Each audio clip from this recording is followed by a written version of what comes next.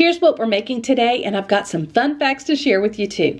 You know that here at Our Gray House, I am your go-to gal for all things watercolor painting and DIY crafting, and today I'm hosting a playlist, Everything Crafting, with my friend Katie from Lady Red Crafting, and our co-host is Craftastic DIYs. We've got a patriotic theme to our projects, and I think you'll enjoy it all, so check out the description box for all the links that you need. I still have wood left over from our fence stuff, but I'm actually getting down to the last little bit of it. And if you like doing wood projects, I encourage you to keep the scrap pieces because you never know what you can make. So I found some images online and I enlarged them to the size that I wanted, and then I traced them out onto this piece of wood. Now this wood is not super smooth even though I sanded it. And if you don't have wood, y'all, you can totally make this out of cardboard and just add like a Jenga block to the back to help it stand up. It'd be super easy and budget friendly. Alright, so as you can see, I'm just sketching around the shapes. And then I had my handsome helper cut out the pieces for me with our jigsaw. And yes, I know, we need to get a better wood cutting situation set up, but we were careful and it worked out fine and he did a great job. And I was going to stain these, and I may go back and do that, but for now I'm just painting the pieces on what I call the front side with Waverly chalk paint in the color Snow White. And the paint I primarily use in my DIY and craft videos is Waverly chalk paint, folk art, and Ceramcoat. And they're from Plaid Paint. And I'm a Plaid brand ambassador, but this is not sponsored. I just think it's really great paint, and a lot of people ask me what paint I'm using, so I thought I'd share. I let that completely dry, and then I'm going to use some carbon paper to transfer over some elements of the shapes so I know where I'm going to paint and add the details. Now, some people use graphite paper, and I could have just scribbled pencil on the back and then traced over that, but this is how I'm doing it for this project.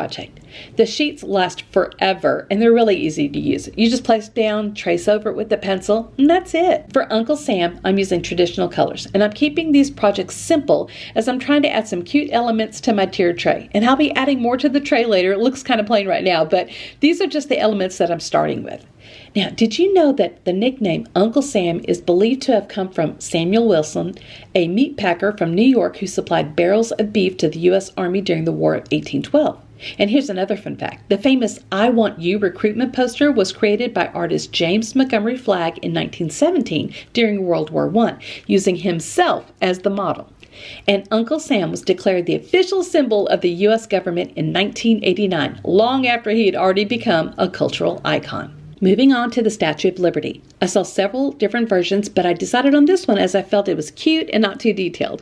For the torch, I used a combination of a yellow color and gold.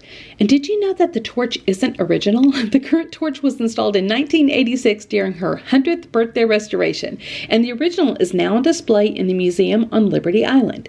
And I opted for a jade color because the Statue of Liberty is green, and I'm sure you know that she's actually green by accident. Her iconic green color is due to the natural weathering of her copper exterior, and originally she was a shiny reddish brown, like a penny.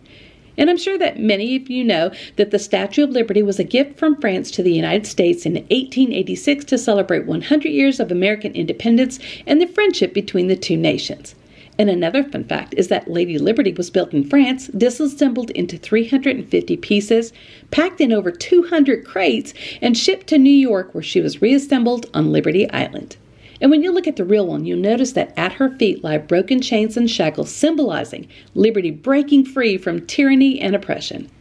Now, the bald eagle is our national bird, but did you know that it's not actually bald? The name comes from an Old English word, balde, meaning white, not hairless. And their white heads just make them look bald.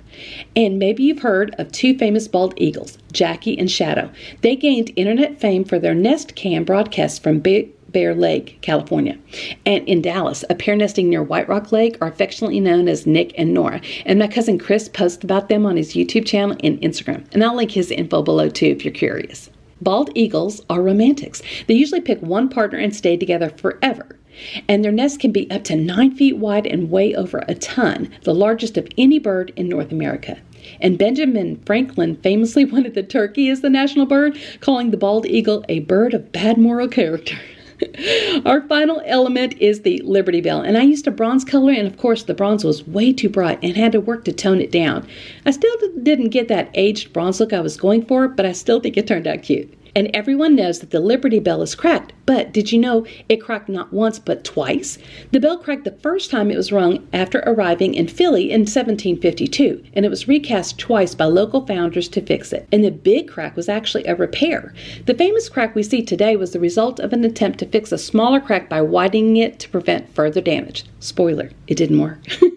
Originally known as the State House Bell, abolitionists in the 1830s gave it its now famous name to promote the end of slavery.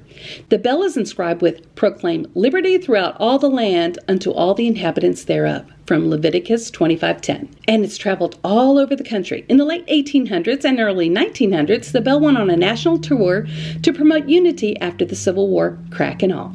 Fun fact, I have a tiny Liberty Bell and Liberty Bell earrings that I got when I was a child and saw the Liberty Bell in person. And oh, a little peek of socks supervising. This is how my cute little tier tray pieces turned out. I do need to do some refining, but I think they look super cute. And of course, once I add all the elements and more red, white, and blue, I think it's all going to really look good together. And don't forget to check out the links I have below and show the other channels some love. And I hope you come back again so we can chat some more. And if you want to follow me on social media, my handle is OurGrayHouse, but just don't follow me in real life though, because that's creepy. Bye!